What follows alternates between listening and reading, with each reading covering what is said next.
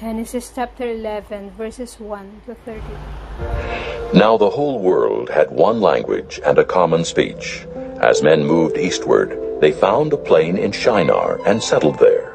They said to each other, "Come, let's make bricks and bake them thoroughly." They used brick instead of stone and tar for mortar. Then they said, "Come, let us build ourselves a city with a tower that reaches to the heavens, so that we may make a name for ourselves and not be scattered over the face of the whole earth." But the Lord came down to see the city and the tower that the men were building. The Lord said, "If as one people speaking the same language they have begun to do this, then nothing they plan to do will be impossible for them. Come, let us go down and confuse their language, so they will not understand each other." So the Lord scattered them from there over all the earth, and they stopped building the city. That is why it was called Babel, because there the Lord confused the language of the whole world. From there the Lord scattered them over the face of the whole earth. This is the account of Shem.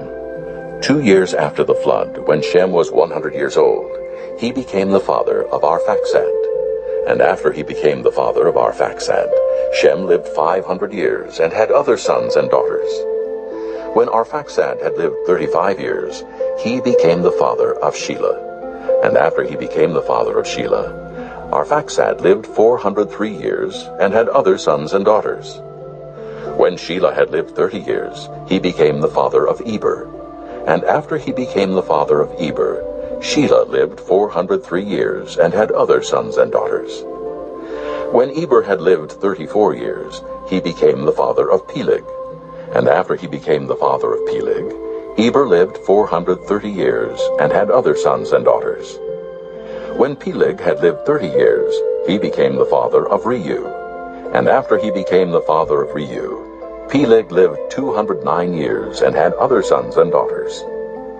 When Reu had lived 32 years, he became the father of Serug.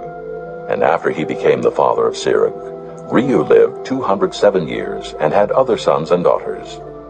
When Serug had lived 30 years, he became the father of Nahor. And after he became the father of Nahor, Serug lived 200 years and had other sons and daughters. When Nahor had lived 29 years, he became the father of Terah.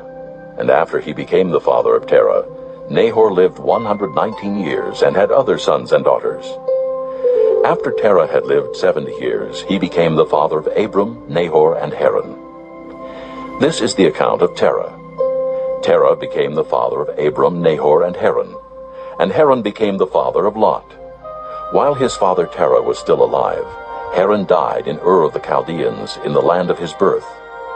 Abram and Nahor both married. The name of Abram's wife was Sarai, and the name of Nahor's wife was Milcah.